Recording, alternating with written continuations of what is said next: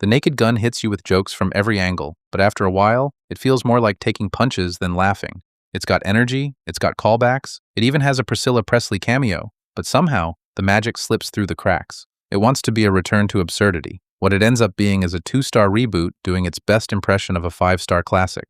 And yet, there are a few moments where it almost works. Almost.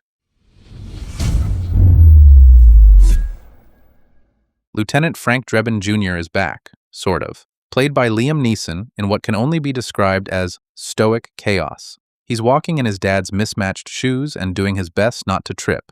He's joined by Paul Walter Hauser as Captain Ed Hawken Jr., and together they're investigating a tech mogul with a suspiciously Kingsman-like plot to unleash chaos using something called the P.L.O.T device. Subtle. There's a romantic thread too. Beth, played by Pamela Anderson, steps in as the sultry, jazz-loving wildcard whose dead brother might be the key to the case. What follows is 85 minutes of stunt spoofs, jazz club nonsense, snowman romance montages, and enough physical comedy to make a chiropractor flinch. It moves fast, it aims for that Zucker-style rhythm, and it never takes itself seriously. But that's where the trouble begins. The first thing it gets right is tone. You've got the classic Naked Gun voiceover, the original theme music swelling at all the right moments, and a sense of timing that, at least for the first 15 minutes, feels like it might just stick the landing. Neeson leans all the way in. He knows he's not Nielsen, and that works in his favor. His deadpan delivery hits more often than not, and it's funny in that dry, stiff upper lip way dads use when they try to tell dirty jokes without getting grounded by grandma. Pamela Anderson is a surprise. She's funny, sharp, and not just there for nostalgia points. The chemistry between her and Neeson works better than it has any right to. She gets the tone. She's in on the joke without overplaying it. And let's give some love to the little things. Paul Walter Hauser's timing, some of the Mission Impossible spoof bits, and a jazz scat scene that walks right up to Cringe but never fully crosses the line. You can tell the team behind this studied the original films frame by frame. They just didn't always know which parts to keep and which to retire. But here's where it starts to wobble. The jokes.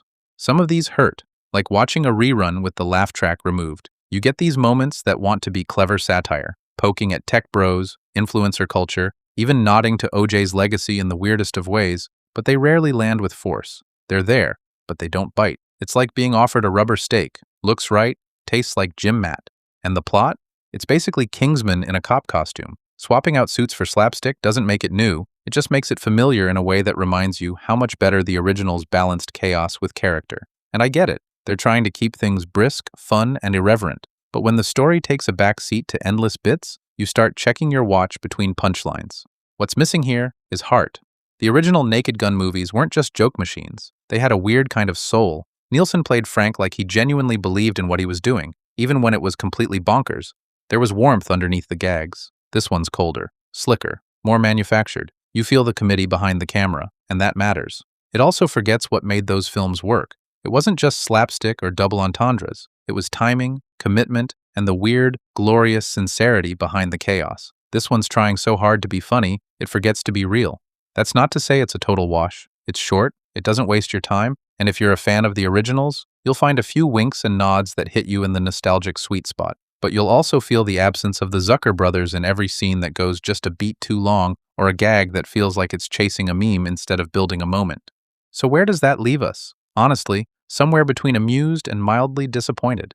This isn't a lazy reboot, it's got effort in every frame, but it's trying to revive a genre that doesn't play by today's rules, and instead of adapting with cleverness, it just softens everything. It's safe when it should have been outrageous, and that's the real shame. The best spoof comedies make you feel like you're in on something dangerous. This one plays like a tribute act that keeps apologizing for being loud. Don't get me wrong, there's a version of this movie that could have worked. Neeson is game. Anderson's on point. The style's almost there, but you can't fake funny. And when half your jokes are, look, a reference, you're not spoofing, you're just winking. So yeah, this isn't a disaster. It's just forgettable, and for a franchise that once defined absurdist comedy, that's worse than bombing. Don't forget to like, subscribe, and hit the bell for more reviews. Until next time, keep your badge shiny, your jokes sharper, and always stay rated.